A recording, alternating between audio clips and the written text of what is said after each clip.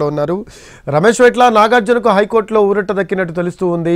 ఇప్పుడైతే కూల్చివేత ప్రక్రియ అయితే పూర్తయినట్టు మనకు సమాచారం. సో ఎలా ఉండే అవకాశం ఉందంటారు?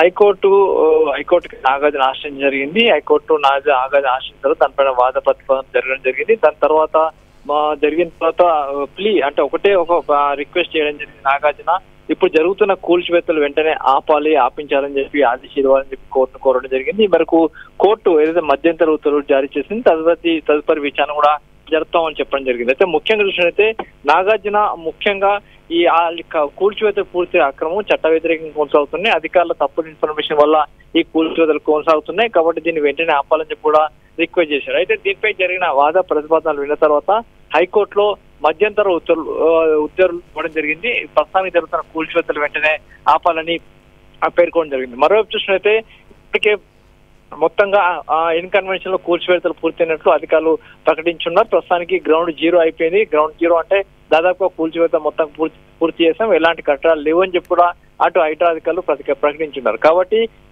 ఇప్పుడు చూస్తే హైకోర్టులో స్టే ఇవ్వడం జరిగింది. కాబట్టి ఇప్పుడు అక్కడ కూల్చడానికి ఏమీ లేదు.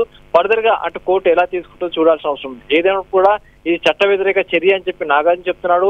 ఇది చట్ట వ్యతిరేకం కాదు, మేము సజావుగానే సక్రమంగా చేశామని చెప్పి ఇటు హైడ్రా అధికారులు చెప్తున్నారు. ఈ ఇద్దరు వాదనలు విన్న తర్వాత హైకోర్టు మొత్తం ప్రస్తుతానికి ఆ కట్టడాలను కూల్చివేసాన్ని ఆపాలని చెప్పి కూడా అటు మధ్యంతర ఉత్తర్వు నాగరికి ఊరట ఇచ్చినట్టుగా కనబడుతుంది. కానీ ఫర్దర్ గా మాత్రం హైకోర్టే గతంలోనే చెరువుల్లో ఉన్న పుడికలపైన ఎట్టి పరిస్థితుల్లో ఉపేక్షించొద్దు, చర్యలు తీసుకోవాలని చెప్పి గతంలోనే సుప్రీంకోర్టు హైకోర్టు ఆదేశాలు ఉన్నాయి. దానికి అనుగుణంగా ఫర్దర్ గా ముందుకెళ్లే అవకాశం అయితే కనబడుతుంది. ఎస్ రమేష్ వెట్ల కూల్చివేత ప్రక్రియ అయితే అయిపోయినట్టు తెలుస్తూ ఉంది.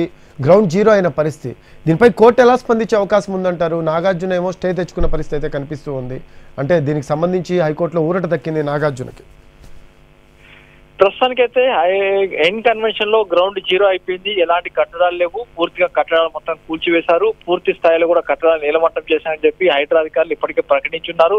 గత 6 గంటల నుంచి ఏకదాటిగా 6 భారీ క్రేన్లను పెట్టి మొత్తంగా కట్టడాలు మొత్తం కూడా కూల్చివేయడం జరిగింది. భవనాలతో పాటు కట్టడాలని ఫంక్షన్ హాల్ మొత్తం కూడా కూల్చివేశారు. ఇప్పుడు గ్రౌండ్ జీరో అయిపోయింది. అక్కడ కట్టడాలు ఏమీ లేవు. అయితే ప్రస్తుతానికి దీన్ని చెరువులోకి దాదాపు కలిపేసినట్టని చెప్పి హైడ్రా అధికారులు చెప్తున్నారు. కానీ నాగార్జున మొత్తం ఇది పట్టా ల్యాండ్.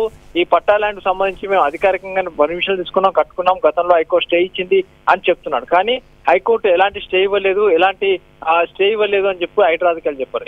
ఎలాంటి స్టే లేని నేపథ్యంలోనే తాము కూల్చివేతం చేశామని చెప్పి హైడ్రా అధికారులు చెప్తున్నారు. అయితే ప్రస్తుతం మాత్రం అక్కడ ఉన్న కట్టడాలు మాత్రం కూల్చోవద్దు, ఫర్దర్ ఉత్తర్వులు వచ్చే వరకు అని చెప్పి హైకోర్టు మాత్రం స్టే ఇచ్చేది. కానీ ఇక్కడ మాత్రం గ్రౌండ్ జీరో అయిపోయింది. ఫర్దర్ గా విచారణ చేస్తామని చెప్పిన నేపథ్యంలో ఫర్దర్ గా హైకోర్టు ఎలా తీసుకుంటుందో చూడాల్సిన అవసరం ఉంది. Right, thanks for updates Ramesh వెట్ల.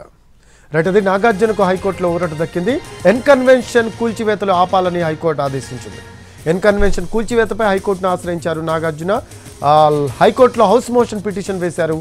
కూల్చివేత ఆపాలని హైకోర్టు ఆదేశించింది.